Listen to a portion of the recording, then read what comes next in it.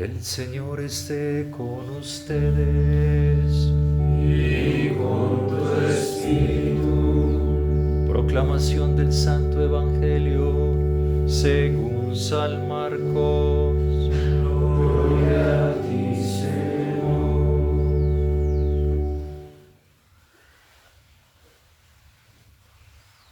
En aquel tiempo se acercaron a Jesús los fariseos y se pusieron a discutir con él, y para ponerlo a prueba le pedían una señal del cielo.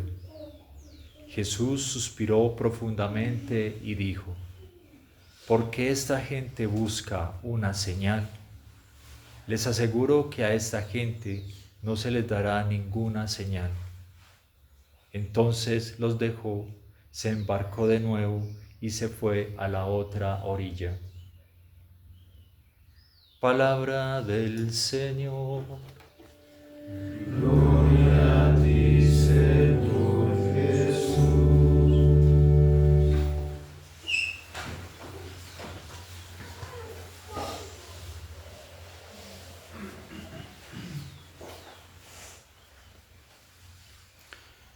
La envidia que sienten los fariseos, varios de ellos frente a Jesús, por el incremento de autoridad, de aceptación, de acogida que está teniendo la enseñanza, la palabra del Señor y todas las acciones que Él está realizando, los lleva a quedarse ciegos, incapacitados para descubrir la misma gracia que Dios les ha dado a ellos y que incluso les está ofreciendo en la misma persona de Jesús. Es la misma envidia que siente Satanás cuando comienza a mirarse a sí mismo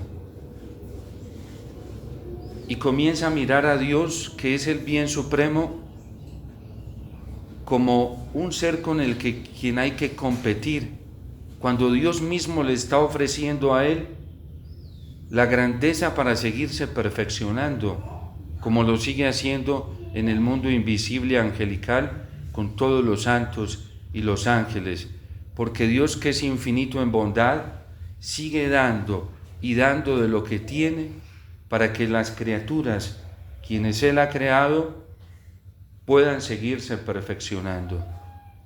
Pero cuando entra la envidia y los celos al corazón, lo hacen ciego. Y dejamos de descubrir todas las grandezas que tenemos frente a nosotros, todos los regalos que tenemos ante nosotros en la persona de Jesús, en la fuente de la gracia. El problema de la envidia es que ella comienza a habitar cuando nosotros comenzamos a mirarnos a nosotros mismos y dejamos de mirar al Señor. Cuando comenzamos y nos centramos en nosotros mismos y dejamos de mirar y de alabar, de reconocer la grandeza del Señor. Y por eso nos volvemos competitivos como Caín con Abel.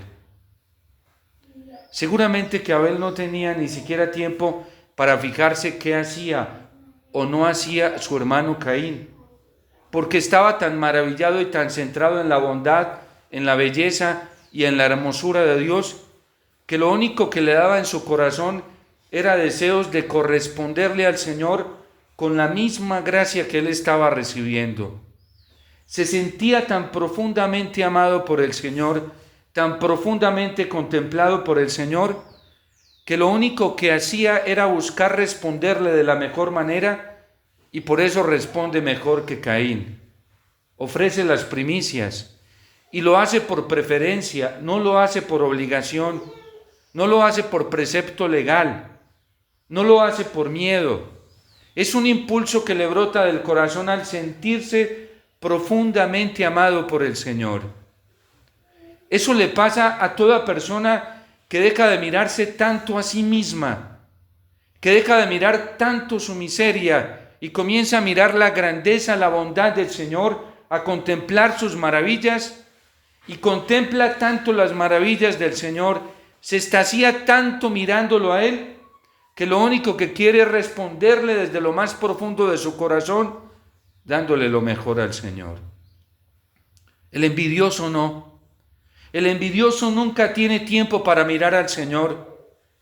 Le parece hasta un tedio buscar los momentos oportunos para entrar en intimidad con el Señor, porque se ha sumergido tanto en su ceguera y en su egoísmo y en sí mismo, que no tiene nada mejor para contemplar que contemplarse a sí mismo.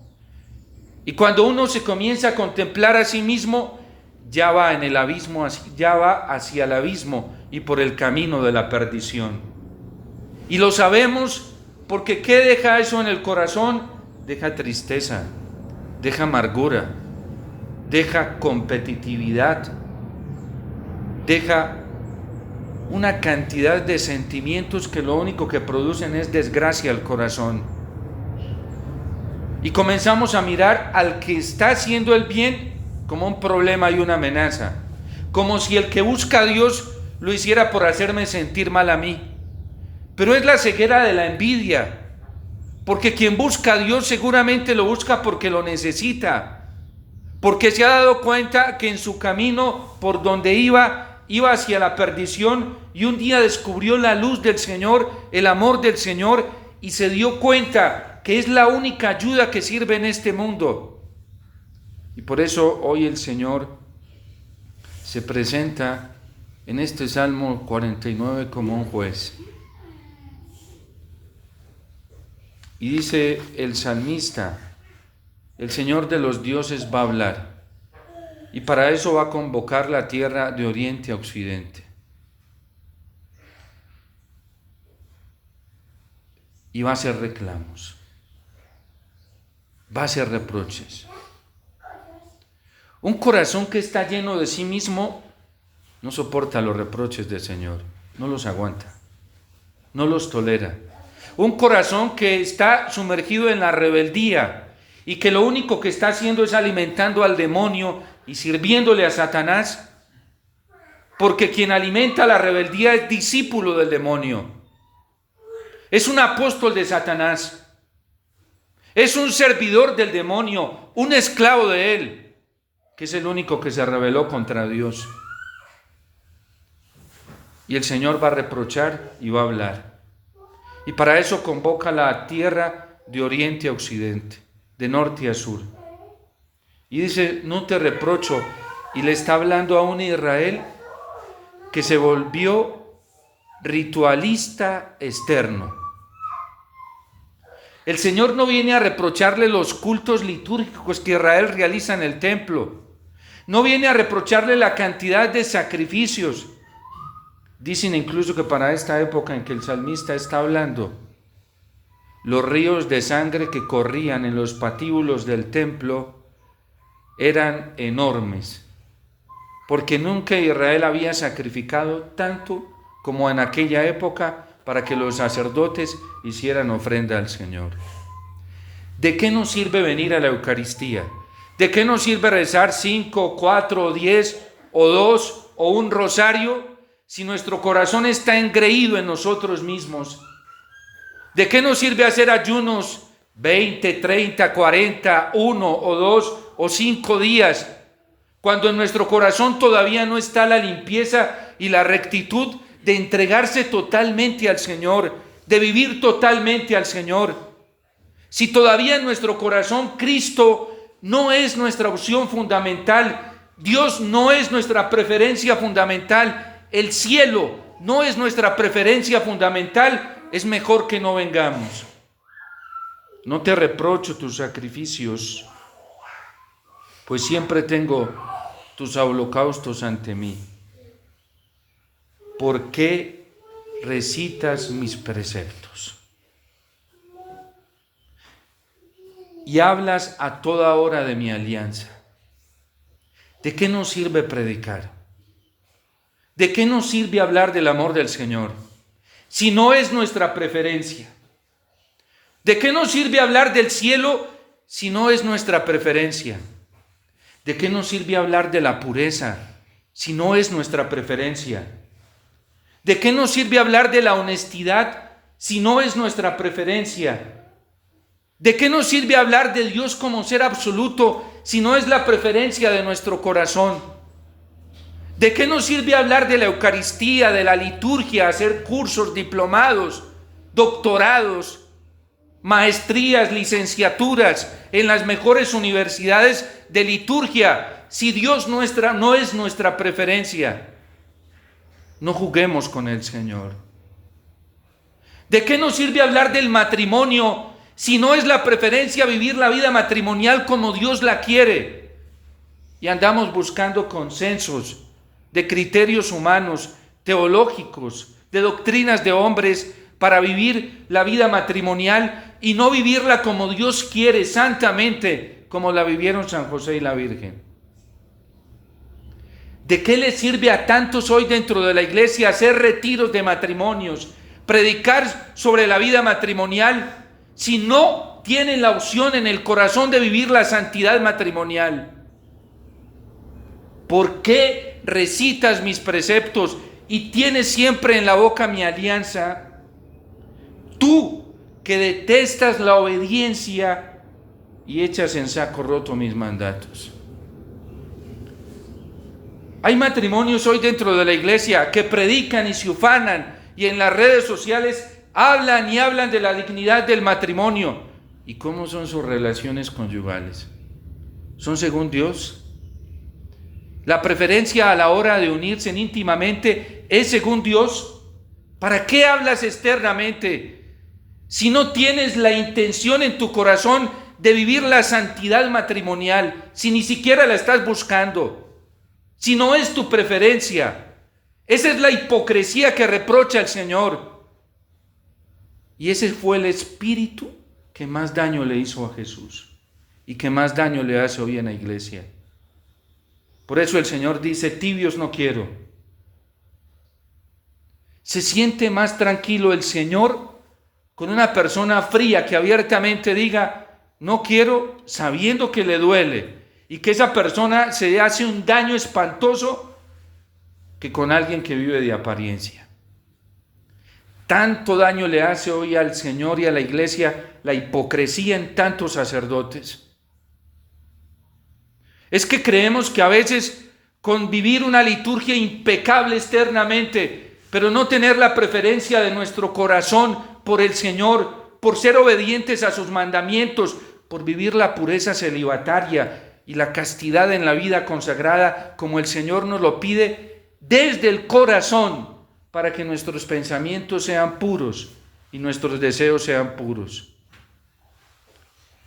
Porque quien no tiene la rectitud de amar al Señor con todo su corazón, ni sueñe que va a vivir la castidad. Porque si el corazón no hace una preferencia radical, absoluta por el Señor, inmediata, ni crea que va a poder tener pensamientos puros. Ni crea que sus imaginaciones se van a purificar. Ni lo piense. Porque en el corazón es donde brota toda la fuerza para purificar nuestros pensamientos, nuestros sentimientos, nuestro modo de hablar. ¿De qué nos sirve vivir a veces una pulcritud externa? Es que no me acerco a una mujer porque tengo que demostrar que soy puro. Hay sacerdotes que viven así y utilizan sus sotanas y sus ornamentos como máscaras. Y no es lo que pide el Señor, nos pide un corazón puro. Hay religiosos y religiosas así en la iglesia, sin hacer la opción preferencial por el Señor. Con razón decía el Papa Francisco hace poco que un sacerdote que no pueda con el celibato, y nos lo dijo a nosotros los consagrados hace poco con la castidad, es mejor que no siga. Porque se convierte en un puente de Satanás para hacer daño dentro de la iglesia y para lastimar profundamente el corazón de Cristo. Incluso el Papa, hace poco que nos habló a los religiosos, cuando habló de la castidad y dijo que no podíamos llevar una vida doble, interrumpió su discurso y dijo, no lleven una vida doble. ¿Por qué? ¿Será que se lo está imaginando? No, Lo que pasa es que hoy dentro de la iglesia hay también quienes somos o son irrealistas, que nos queremos tapar los ojos ante la realidad de una vida consagrada y sacerdotal que se está desangrando por la doblez de los corazones. No más impurezas de corazón. Porque a todos Dios nos está ofreciendo el mismo nivel de gracia para vivir la pureza. Y quien no la vive es porque no quiere. Así de sencillo. Porque se ha rebelado contra Dios. Porque se ha obstinado pensando en sí mismo, en sus propios criterios, o en sí misma y en sus propios criterios, y no en la gracia que Dios le está ofreciendo para superar cualquier debilidad. Nosotros no podemos vivir más al estilo de Lutero, aceptando la inmoralidad sexual dentro de la iglesia, como incluso lo hacen y lo toleran obispos hoy. Bendecir, llegar a ese nivel de bendecir relaciones del mismo sexo. Estos parece que no conocen lo que dice la palabra de Dios en la carta a los Romanos, capítulo 1 y 2. Y si la conocen, la esquivan. Y nunca hablan de eso. Pero el Señor es el que convoca a la tierra de oriente a occidente para hablar. Y Él tiene todo el derecho y tiene toda la autoridad para venir a reprocharnos lo que nosotros no vivimos de cara a la justicia, de cara a la verdad y de cara al amor de Dios. No te reprocho tus sacrificios, pues siempre están tus holocaustos ante mí. Pero no aceptaré más un becerro de tu casa.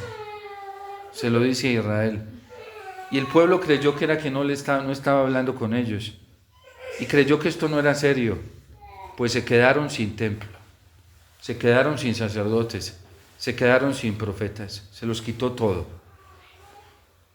Como no quisieron hacer caso y se obstinaron en decir que era muy exagerado el mensaje de los profetas, y por eso los persiguieron, los mataron, chismosearon de ellos, los desacreditaron, murmuraron de ellos. Eso hizo Israel con los profetas. Comenzaron con el murmullo. Son muy exagerados. Eso no es de Dios. Lo comenzaron cultivando en el corazón. Después lo hablaban entre ellos. Y después esa murmuración se les convirtió en odio. Y en un odio como el de Caín, hasta llegar a matar a los profetas. Porque nos cuesta cuando Dios viene a corregirnos. Es que nos creemos tan buenos, nos creemos tan santos, nos creemos tan inmaculados sin serlo, que viene Dios con todo su derecho paternal y amoroso a decirnos que algo no está bien. Y entonces, como ya hoy en la iglesia, mucha gente le profesa su credo a un Dios que no es el del Evangelio, a un Cristo que no es el del Evangelio, a un Espíritu Santo que no es el del Evangelio. Entonces dice, como ese no se parece en el que yo creo, no es. ¿Y cómo verificamos nosotros si eso no es? Padre, porque yo lo siento. ¿Y tú cómo sabes que lo que tú estás sintiendo es de Dios o no? ¿Es verdad o no? Padre, porque sí, porque yo lo siento. A ver, dime eso que tú sientes, ¿dónde está en el Evangelio? ¿Dónde está en la palabra de Dios? Ah, Padre, pues ahorita no sé, déjeme buscar. Qué irresponsabilidad. ¿Cómo disciernen muchos católicos hoy dentro de la iglesia? Eso es un abuso de autoridad de conciencia. Nosotros no podemos orientar nuestra conciencia por lo que a nosotros nos parece. No podemos orientar nuestra conciencia por lo que a la mayoría le parece. No podemos orientar nuestra conciencia por los que a los doctos hoy en teología les parece. Arrio y todos los herejes eran doctores en teología, especialistas. ¿Qué tal dejarse uno llevar por criterios meramente humanos? Nuestro criterio es Jesús, y por eso hoy el Señor se duele con los fariseos, porque Él es el criterio del Padre y no quieren creer en Él. es necesario que nosotros lleguemos a un conocimiento profundo del Señor. Porque si no, la verdad termina separando a unos para un lado y a otros para otro. Eso no, gracias a Dios en la vida cristiana, nosotros no tenemos que hacer ese trabajo de separación. La gente misma se excluye, solita. A veces se creen rechazados y se sienten sin que nadie los rechace. Solos se excluyen. Porque eso hace la verdad. Cuando la verdad comienza a imponerse por sí misma, comienza a tirar a unos para un lado y a otros para otro. Pues es que el Señor lo dijo, que cuando viniera el Hijo del Hombre, iba a poner a unos a su izquierda y a otros a su derecha. Que cuando viniera el Hijo del Hombre y se acercara a su venida, iba a pasar como con las 10 vírgenes, 5 sensatas y 5 necias. Unas se quedaron dentro y otras se quedaron fuera. Las que se quedaron fuera nunca se imaginaron que se iban. Es más, su flojera para acoger la palabra del Señor las llevó a llenarse de presunción y decir, pues vamos, y le pidieron a las otras dijeron, no podemos darles. La fidelidad a la palabra del Señor es algo que no se transfiere. No se transfiere, no podemos darles. Bueno, entonces nos vamos a ir, y el Señor, como es tan bueno, tan paciente y tan misericordioso, pues Él nos espera. Vamos a buscar aceite para nuestras lámparas. Y se fueron llanas y tranquilas a buscar aceite, y cuando vinieron encontraron la puerta cerrada, y tocaban duro, Señor, ábrenos, Señor. Y adentro les decía, no las conozco. La Gaudium et Spes del Concilio Vaticano II, ese que algunos citan para manipular la misericordia de Dios, dice, cuando habla del uso de la libertad, que cada uno tendrá que dar cuentas al final de su vida de sus acciones. Si algunos eligieron a Dios y le dieron la prioridad al Señor, y sobre todo en el signo más inminente que es la Eucaristía, pues van a recibir de Dios al final el premio.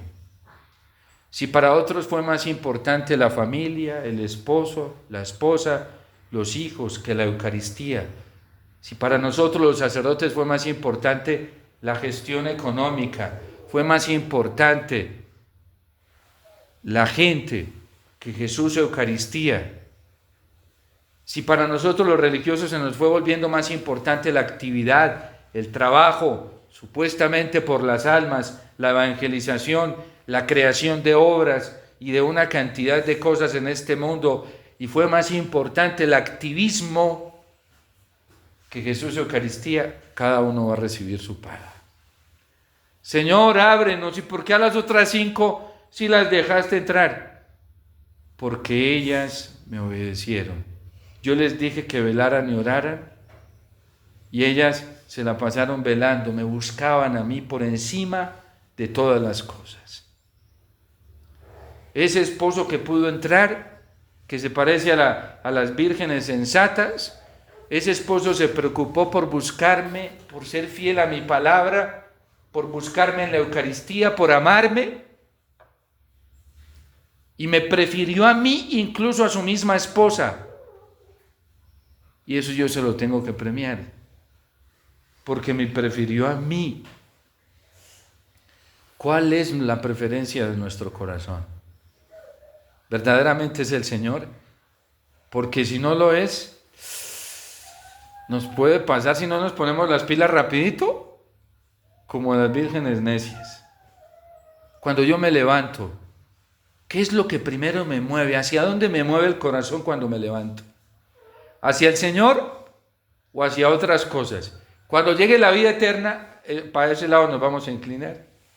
Llega el juicio, y como en el cielo está el Señor, y Él es la preferencia de todos en el cielo, si no fue nuestra preferencia, no vamos a poder entrar. Eso es así de sencillo. ¿Por qué Satanás no pudo seguir en el cielo? Porque radicalmente se prefirió a sí mismo. y no a Dios. Por eso Jesús dice, quien no deja padre, madre, hermanos, hermanas, hijos, hijas, por mí, no es digno de mí. Uno no puede vivir la vida cristiana con el corazón por allá, orientado hacia otro lado. Por eso hoy le estamos pidiendo al Señor en esta misa votiva al Espíritu Santo que venga a purificar. Y qué bien que lo hace. Porque si nuestra preferencia no es el Señor, no aguantaremos. Y nadie se va a librar de la prueba.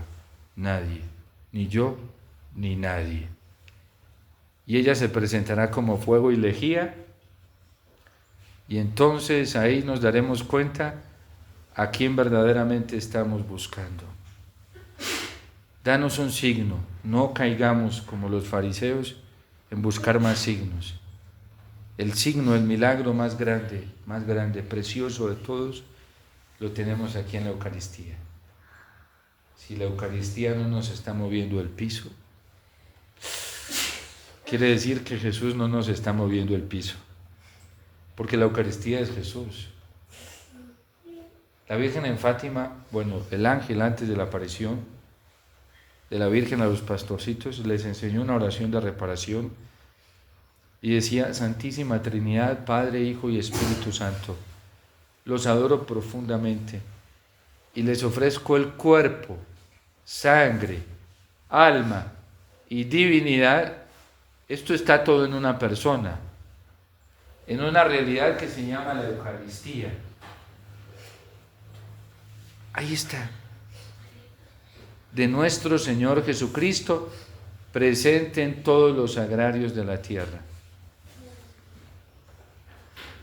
La preferencia nuestra tiene que ser Jesús. Hoy, cuando verdaderamente hay una apostasía del corazón en muchos sacerdotes, ustedes se darán cuenta por la relación que tienen con la Eucaristía o tenemos con la Eucaristía.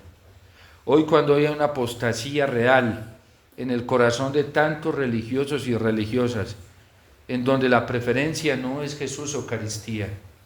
Hoy, cuando hay una apostasía real en muchos matrimonios cristianos, cuando la preferencia no es Jesús o Eucaristía. Hoy, cuando hay una apostasía en el corazón de muchos laicos, cuando la preferencia no es Jesús o Eucaristía, es real, y eso no nos tiene por qué trastornar. Nosotros busquemos continuamente al Señor y aprovechemos su presencia en medio de nosotros. San Agustín dice: teme a Dios que pase y no vuelva a pasar. Ya nos demostró el Señor al inicio de pandemia que podemos quedarnos sin la Eucaristía. Ya nos lo demostró. Ya demostró la cobardía que hay en el corazón de tantos obispos, de tantos sacerdotes que prefirieron su propia vida a Jesús y Eucaristía. Ya nos lo demostró el cielo, no seamos ciegos. En pandemia, ¿cuál fue la preferencia de muchos católicos laicos? Ya el Señor hizo la prueba. Y si no queremos ver, es porque queremos hacernos los ciegos. ¿Cuál fue la preferencia de muchos obispos? Esconderse. ¿Cuál fue la preferencia de muchos sacerdotes? Esconderse. ¿Cuál fue la preferencia de Cristo cuando la lepra era el peligro más contagioso? Ir a los leprosos, tocarlos. Y esos que hablan de amor al prójimo, porque son los que más hablan de amor al prójimo. ¿Cuál fue la preferencia incluso de conventos enteros? Preservarse a ellos mismos. No la salud espiritual, que es más valiosa para las almas, y el consuelo de Cristo, que era poder llegar a las almas a través de su presencia eucarística. Esa es la realidad en la que estamos viviendo. No seamos ciegos. ¿Para qué? Para condenar, no, para orar, para reparar, como la Virgen se lo enseñó a los pastorcitos en Fátima. En reparación, ultrajes, sacrilegios e indiferencias. ¿Cuántas profanaciones, sacrilegios ultrajes e indiferencias con la comunión en la mano en plena pandemia. Porque la gente tenía miedo a contagiarse. Como había perdido la fe, no se daba cuenta que quien estaba recibiendo era el autor de la vida, el que sanaba enfermedades, curaba paralíticos. Así pasó en pandemia. Sacerdotes y obispos que condenaban a la gente por pedir la comunión en la boca, dignamente y de rodillas. Que en su grande conocimiento desconocieron la voluntad de Dios y de la iglesia. Hubo manipulación y abuso de autoridad. Cuando obligaban a la gente bajo pecado, ¿qué es lo más grave? La forma de manipular una conciencia es ponerle a ver pecado donde no lo hay. Estos obispos y sacerdotes pareciese que ya no conocen la tradición y el magisterio de la iglesia, porque eso es lo que dan, eso es lo que demuestran con sus actitudes. Cuando la iglesia ha cuidado con celo, a través de la revelación bíblica, de la tradición y el magisterio de la iglesia, ha cuidado el cuerpo santísimo de Jesús en la Eucaristía. Y no se ha reservado en decirnos que Cristo en la Eucaristía es la fuente de la vida. ¿En qué piensan esos pobres sacerdotes y obispos? Cuando ya le han perdido respeto a Jesús Eucaristía, ya no tienen fe en la Eucaristía. Hay tantos religiosos y religiosas que ya no creen que en Jesús Eucaristía se encuentra la fuente para vivir la plenitud de la vida, pura y castamente, para vivir ese amor absoluto en la castidad hacia el Señor, para vivir en esa libertad de la obediencia, entregándole toda la libertad al Señor sin alimentar la más mínima rebeldía. Entregándose al Señor sin hacerse dependiente de este mundo, sino solamente de Él, porque es un Padre bueno que provee de todo. Pero ya perdimos esa capacidad de fe para saber que Dios, así como provee a las aves del cielo y provee a los lirios del campo, mucho más nos va a proveer a nosotros que somos sus hijos. La gente ya no cree en la providencia de Dios. Y mientras tanto la iglesia sigue de manera bella diciéndonos, dándonos testimonio de la providencia divina. Catecismo lo habla de una manera extraordinaria, el Concilio Vaticano II también. Dios provee incluso hasta dentro del misterio del mal y valiéndose del misterio del mal para protegernos y salvarnos a nosotros. Por eso a los cristianos no nos debe asustar todo lo que está pasando, porque Dios es tan bueno y tan poderoso que hasta se vale del faraón y del mismísimo diablo para bendecir a todos los que quieran ser fieles. Que se reunieron todos los satánicos para atacarnos, maravilloso, qué bueno.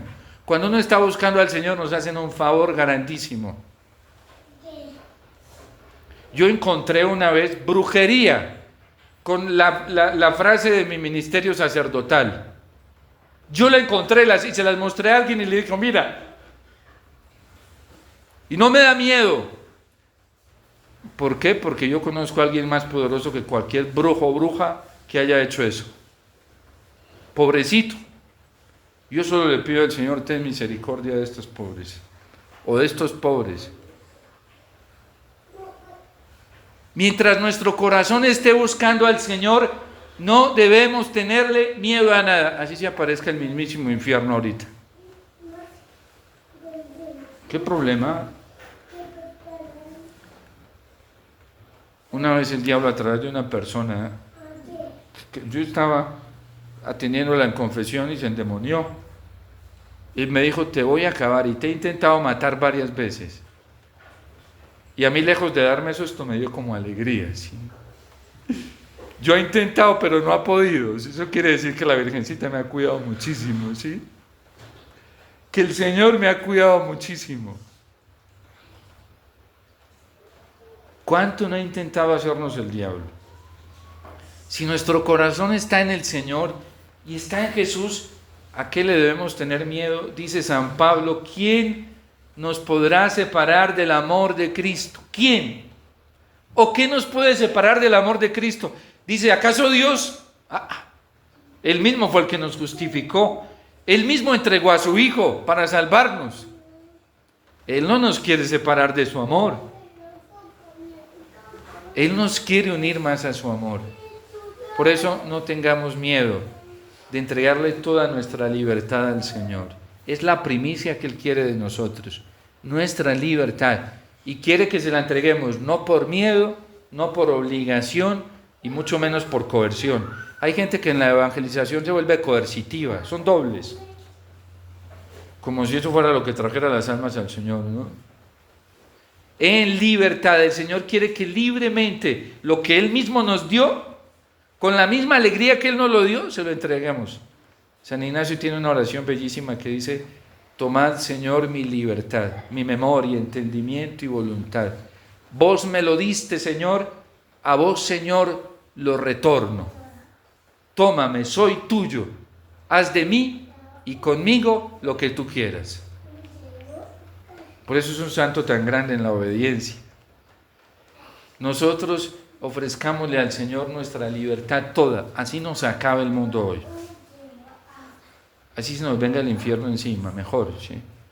Más rápido llegamos al cielo, más rápido llegamos a lo que anhela nuestro corazón.